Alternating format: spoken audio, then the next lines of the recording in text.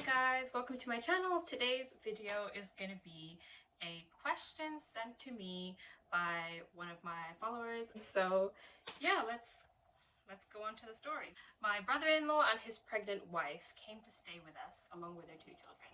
My husband always has his family move in with me without giving me details of how long they will stay and when they will leave. So, a bit of a backstory. A few years ago, my brother-in-law and his wife had some domestic violence issues, which meant he had to separate and stay with us in the meantime. I was on his wife's side and tried to defend her against my in-laws, but my husband told me to stay out of the drama. I was sick and tired of him staying with us, and I said this to his wife as well. My husband said his brother would leave soon, but not to ask him to leave to avoid drama. Eventually, the brother-in-law left after 2 months, and after he left, I said to my husband he was never allowed to live with us again. My husband agreed. In the time frame he was here, he was extremely lazy and expected amazing treatment from all of his family members, and they enabled it by treating him like a relative that had come from another country. So fast forward a few years later, this same brother-in-law and his wife and two kids had to stay with us, and I was expected to cook and clean for them. The wife was unable to mother because she was so sick and was also in the later stages of pregnancy. I was dealing with all the cooking for my family and hers whilst she recovered. She had to go to the hospital and her husband followed. He's not much of a support person, but he just didn't want to deal with taking care of his own kids. My husband has his own errands to run, so all the children were under my care, including my own. Their children wet the bed at night. I was not informed, so when they did, I had to clean bodily fluids off of my beds and my carpets. Her husband came back late at night and she ended up staying in the hospital for the next couple of days. My spouse travels for work, so I was left alone with his brother whilst his wife was in the hospital. They had an issue with me asking how long she would be in the hospital for, or me asking how she was doing. When I look back, I realized she was not at the hospital, she was actually recovering at her parents' house. In the time frame she was away, I took care of her children the way I would take care of my own. At this point, my own children were starting to get ill, and it was also Ramadan, so I was fasting whilst I was doing all of this. At this time, random siblings of my spouse, who I barely see, are coming to check on the kids, or more so, on how I am taking care of the kids, so they can report back to the other sister-in-law. Finally, the wife came home better than before. She tells me she's going upstairs to bathe. At this point, the brother-in-law is already upstairs. I'm sitting in the living room with my children whilst these people take over. Then their daughter comes downstairs half an hour later, and I ask where her mother is, and she says, in the shower.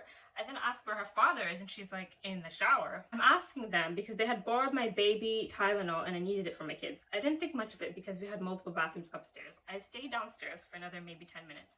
My children were not well, so I decided to go upstairs and ask for it myself. When I go up, I notice all of their children are immersed in their handheld devices. I also notice I can hear the parents in the bathroom. I get really embarrassed and left the home with my kids to grab Tylenol. When I came back, I had a talk with a couple. They obviously were very offended, and the brother-in-law said his exact words, "She's my wife." She had gel all over her body. Who was going to clean her? I have had multiple children. Ultrasound gel is not difficult to take off.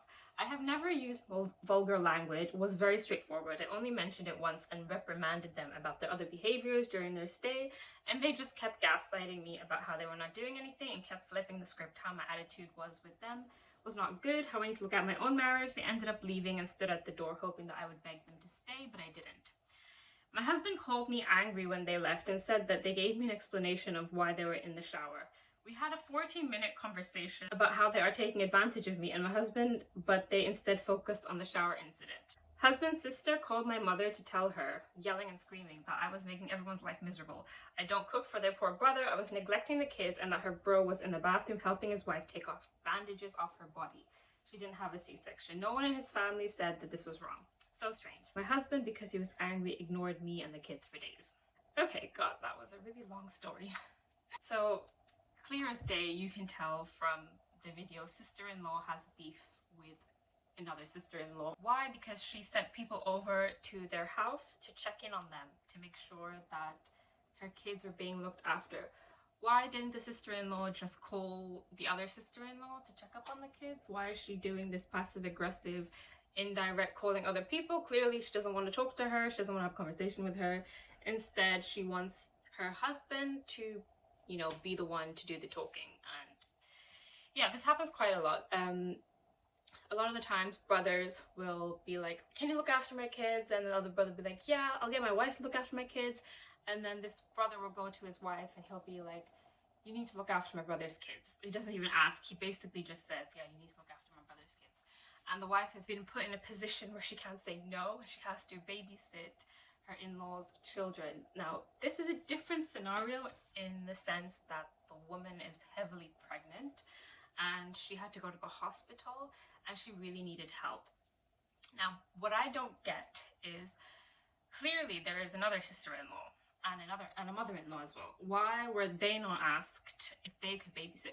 Maybe they do babysit often, and maybe as a family behind the scenes they decided, hey, let's ask her because, you know, she hasn't done anything and we'll make her do the babysitting. So maybe this was all pre-mediated plan to get OP to babysit against her will. Now, it is definitely against her will because she made it very clear she doesn't want this brother-in-law to stay over ever again.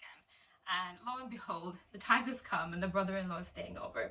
So she doesn't like her brother-in-law, and her sister-in-law, who's married to her brother-in-law, doesn't like her either. Of course, now she's put in a position where she has to look after their kids. And no one has told her or informed her that the kids wet the bed at night. No one has informed her of how to look after the kids, because from what she said, the sister-in-law called her OP's mom and told OP's mom that you neglected the kids. So how can you expect somebody to take care of your kids and not give them directions on how to take care of their kids, and then come out and say, oh, you've neglected my kids and you haven't cooked for my brother-in-law? These things should be made out clear as day. Like, when you ask somebody to do something, you should also inform them how you would like this thing to be done. And then this conversation should be had where both people involved, sister-in-law and sister-in-law, okay, not brother-in-law and brother-in-law, and then report back to the wife. Sister-in-law and sister-in-laws should sit and discuss exactly what they would like from each other if they're babysitting, the conditions of it, how long to babysit for, and they should be checking up with each other. There should be no husband, other sister-in-law, third party. It's just very passive aggressive, and it clearly shows that there is some sort of friction between sister-in-laws in this scenario. OP, what is your outcome? What would you like out of this situation? Clearly you don't like your brother-in-law. There's two main outcomes that could come out of this for you. Number one, cut off his family. They don't help you when you need help, and you don't help them when they need help. Or number two, you value having in-laws and you value having a village and a family around, and so you don't want to break ties with each other and you want to just carry on having that relationship with each other. So it's dependent on you. If you're sick and tired of them and you want to cut them off because, you know, they're hopeless, you're done with them, they don't help, and they expect you to help, then by all means, better to discuss with your husband. When his brother told him to babysit, you should have went to your husband. You should have told your husband, hey, I don't want to babysit. It's not something I want to do. Your husband will obviously have an issue with this, and so your husband needs to choose now between helping his brother or respecting your wishes to not want to help at all. Okay? Now, with what you've been through with your brother-in-law, and you know him best, I don't know anything about him. I'm not going to tell you if you're making the right or wrong decision. This is down to you, down to your experiences. If you want to cut him off, okay?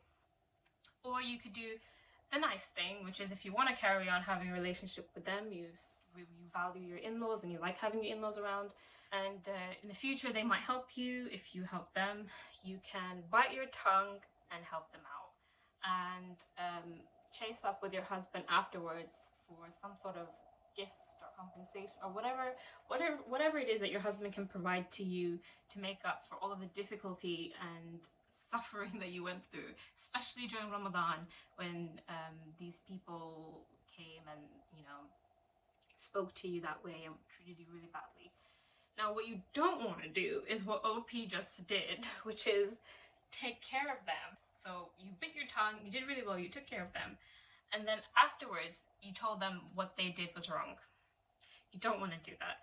That is really passive aggressive, and it's basically a way of victimizing yourself whilst also effectively cutting them out. Okay?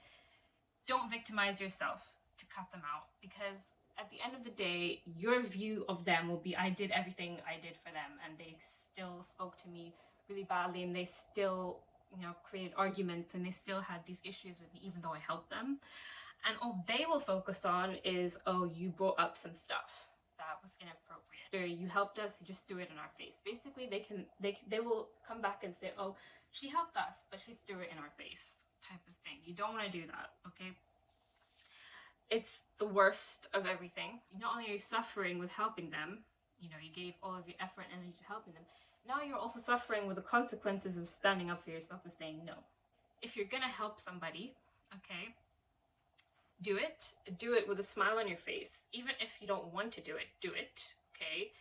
And do it because in the future, maybe they will help you. You can play the same trick on them. You can go over and drop your kids off and, bye, gotta go hospital. If your husband really cares about you and appreciates you and was really happy with what you've done for his brother, he can seek to make you happy in return. Now, what this happiness is entirely up to you. Like, I know with my husband, like, if I help his family out, I could just go to my husband and I'd be like, oh, husband, could you, like, give me some money? I need to buy this. Or could you, like, take us somewhere on holiday? I could go to him and he would say yes, because I obviously did a really big thing for him. So he would want to do a really big thing for me. But if I come to him and I'm like, I didn't want to do this, you made me do this, I did all this effort, I had to do it because I was forced to do it. Obviously your husband's not going to want to, compensate you for that. He's going to feel really offended. And yeah, overall what they did, not fun, not nice. What has happened now is they're going to try, you guys are in a friction, and there's a high chance that the family will be cut off. And if that's what you want, that's a good thing. If that's not what you want, then of course it's either down to the brother to make amends, or you just have to, like, live with the fact that these people are now going to be very hostile towards you. Also, about the bathroom situation, we don't know what they were doing in the bathroom. If that was me, I would never have brought it up, because she is in the end stages of her pregnancy. They're most likely not doing anything in that bathroom. Trust me, as someone who's been pregnant, they're not doing anything in that bathroom. They probably closed the door because they didn't want their kids to see the state the mom was in. Like, sometimes people, when you're really heavily pregnant, you don't want your kids to see you, like, stumbling or, like, maybe crying, maybe just having a cry. I don't know. If you want to cut your family off, right? So when I say bye-bye, become a victim, sure, go ahead. Bring stuff like that up. I think it's genius.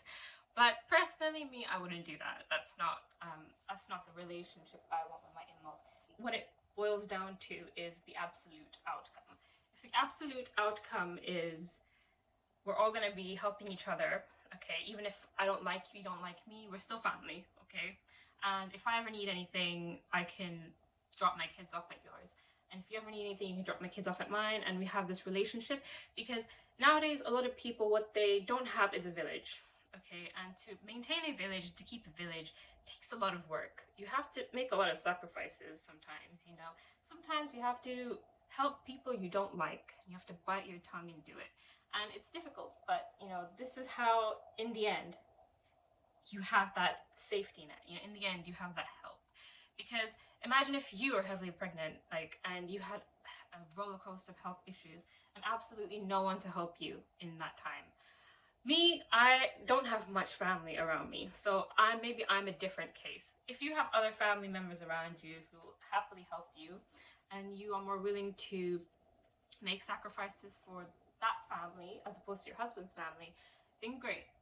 Do what you have to cut people off, focus on that family. But if you, at the end of the day, you value your husband's family as well, and maybe your kids get along, everything's great, with everyone else, just you and your sister-in-law have that friction, then you can suck it up. You can go through it. I know it's tough, but that's what it takes to have a village. If you don't want a village, then by all means do what you have to do. And I think that's the best way to cut people off. Do nice things for them and then throw it in their face, because you cannot be blamed for saying no. You cannot be blamed. People can't say you're selfish. People can't make you the bad person because you did help them. But you also stood up for yourself. You also stood up for yourself, you know, and you, at the end, you said you were being taken advantage of. So, of course, they're going to focus on that one thing you mentioned about them being in the bathroom. And they're going to make a big scene out of that one thing and use that one thing to destroy your reputation with your in-laws. Let them do it then. You don't want them to be part of your family, then go ahead. Like, from the looks of it, seems like you and your brother-in-law have a lot of friction. But everyone's different, and you know, it's all down to your outcome. What do you want out of this? What do you want out of this? Okay? Look at the big picture. Look beyond the horizon at the end goal and see that if that's what you want, that's what you want. You know what you're sacrificing? By not having a village, then that's what you're sacrificing. By not having a village, might have to pay babysitters sometimes, you know, might have to find different people, different friends, whatevs. Anyways, I hope you guys enjoyed this video. Thank you so much for watching, and if you want me to do more of these, I will.